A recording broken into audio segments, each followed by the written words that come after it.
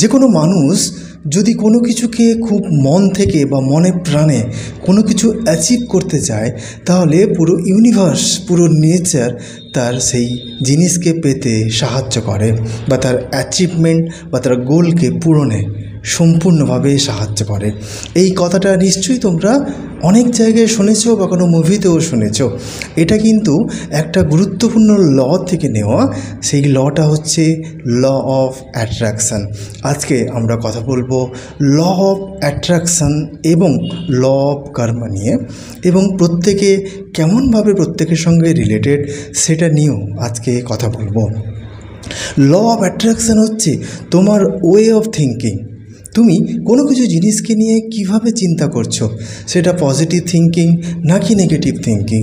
যদি সেটা positive thinking হয় বা তোমার ওয়ে অফ থিঙ্কিং যদি পজিটিভ হয়, তাহলে ইউনিভার্স বা বিশ্ব ব্রহ্মাণ্ড নেচার তোমার সঙ্গে পজিটিভলি কানেক্টেড হবে বা তোমার মধ্যে পজিটিভ সিগন্যাল বা বার্তা প্রেরণ করবে। তুমি যদি কোনো কিছু জিনিসকে নিয়ে নেগেটিভভাবে চিন্তা করো বা তোমার ওয়ে অফ থিঙ্কিং যদি নেগেটিভ হয়, তাহলে ইউনিভার্স তোমার সঙ্গে নেগেটিভলি কানেক্টেড হবে। এটা একটা এক্সাম্পল নিয়ে আমরা বুঝবো। প্রত্যেকে আমরা কোনো না কোনো জিনিস অ্যাচিভ করতে চাই। আমাদের জীবনে কোনো না কোনো গোল তো থাকেই। তোমার মধ্যেও নিশ্চয়ই তোমার কোনো কিছু গোল রয়েছে যেটা তুমি পেতে চাও। নিশ্চয়ই তোমার মনের মধ্যে স্পষ্ট ধারণা রয়েছে যে তুমি কি পেতে চাও। অবশ্যই তুমি যেটা পেতে চাও সেটা সম্পর্কে তোমার মধ্যে একটা স্পষ্ট ধারণা থাকা উচিত। এটাই হচ্ছে ল অফ অ্যাট্রাকশানের প্রথম শর্ত।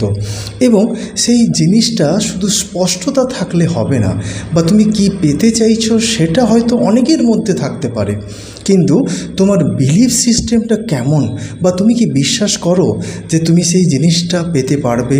তোমার মধ্যে যদি বিলিফ সিস্টেম রয়েছে, তুমি যদি বিশ্বাস করো, নিজের প্রতি যদি কনফিডেন্স রয়েছে যে আমি সক্ষম এই জিনিসটা পেতে, অবশ্যই ইউনিভার্স তোমার সঙ্গে পজিটিভলি কানেক্টেড হবে।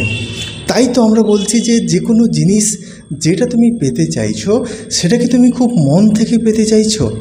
যদি তুমি সেটা মন থেকে পেতে চাইছো, তাহলে ইউনিভার্স তোমার সঙ্গে পজিটিভলি কানেক্টেড হবে বা ইউনিভার্স নেচার তোমাকে পজিটিভ সিগন্যাল বা বার্তা পাঠাবে, এবং তুমি সেই কাজ অবশ্যই খুব সহজে অ্যাচিভ করতে পারবে বা ইউনিভার্স নেচার তোমাকে সেই তোমার কাজকে পেতে বা অ্যাচিভ করতে সম্পূর্ণভাবে সাহায্য করবে।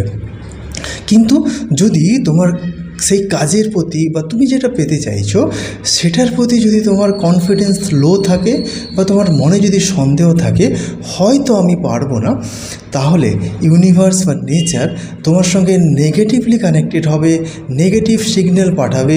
কখনোই তুমি সেই কাজে বা তুমি যেটা পেতে চাইছো সেটাতে তুমি অ্যাচিভ করতে পারবে না।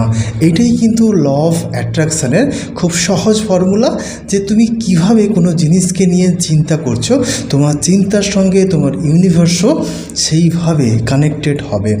আরেকটা রুলস হচ্ছে ভিজুয়ালাইজ করা।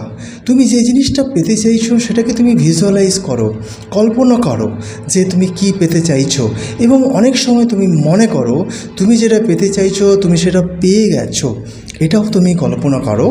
অবশ্যই এই কল্পনা তোমাকে তোমার অ্যাচিভমেন্টকে পেতে সাহায্য করবে।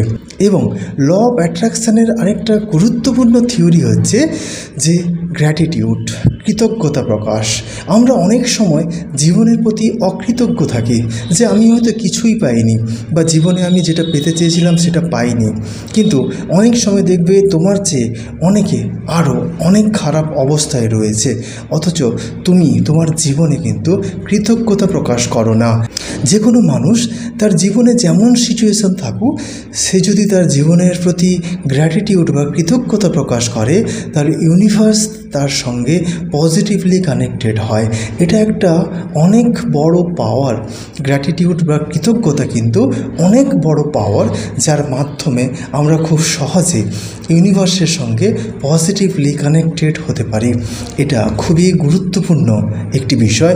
গ্র্যাটিটিউড, সব বিষয়ে গ্র্যাটিটিউড দেখাও, কৃতজ্ঞতা প্রকাশ করো।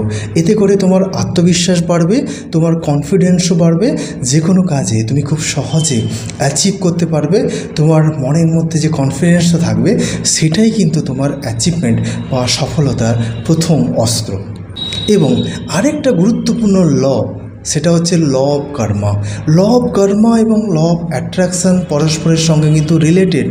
ল অফ অ্যাট্রাকশান যেটা তুমি চিন্তা করছো, তোমার ওয়ে অফ থিঙ্কিংটাই হচ্ছে law of attraction. Law of karma হচ্ছে অতীতে যেটা তুমি করেছো বা বর্তমানে যেটা তুমি করছো সেই কাজের প্রভাব বা ফল তোমাকেই ভোগ করতে হবে। পজিটিভ কাজের জন্য পজিটিভ ফল এবং নেগেটিভ কাজের জন্য নেগেটিভ ফল তোমাকে পেতে হবে।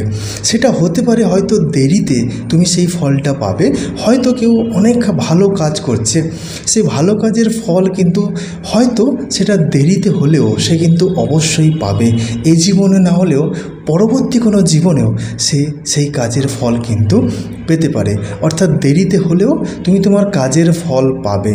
অর্থাৎ এখানে ল অফ অ্যাট্রাকশান হচ্ছে way of thinking, law of karma হচ্ছে প্র্যাকটিক্যালি তুমি যে কাজটা করছো, অর্থাৎ তুমি যে কাজটা করছো বর্তমানে বা অতীতে যে কাজটা করেছো সেটা পজিটিভ কাজ হতে পারে বা সেটা নেগেটিভ কাজ হতে পারে, সেটা ভালো কাজ হতে পারে বা সেটা খারাপ কাজ হতে পারে, বা সেটা কোনো চিন্তাও হতে পারে, সেটা পজিটিভ থিঙ্কিং হতে পারে বা সেটা নেগেটিভ থিঙ্কিং হতে পারে। সেভাবেই কিন্তু তোমাকে ফল পেতে হবে।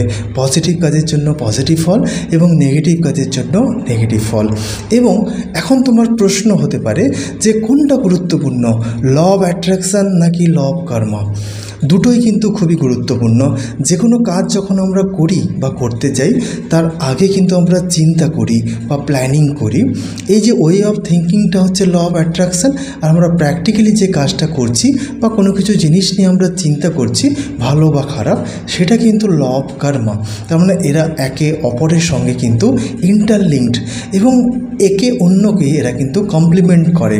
একটি ছাড়া অন্যটি কিন্তু সম্ভব নয়। আশা করছি ল অফ অ্যাট্রাকশান এবং ল অফ কর্মা খুব স্পষ্টভাবে তোমাদেরকে বোঝাতে পারলাম।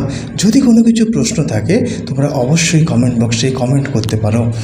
যদি ভিডিওটি ভালো লেগে থাকে অবশ্যই ভিডিওটি তোমাদের বন্ধুবান্ধবদের কাছে ভিডিওটি শেয়ার করো এবং ভিডিওটি লাইক করে দিও। আমাদের পাশে থেকো এবং চ্যানেলটিকেও সাবস্ক্রাইব করে দিও। আজকে এই পর্যন্ত, দেখা হচ্ছে অন্য কোনো টপিক নিয়ে অন্য কোনো ভিডিওতে।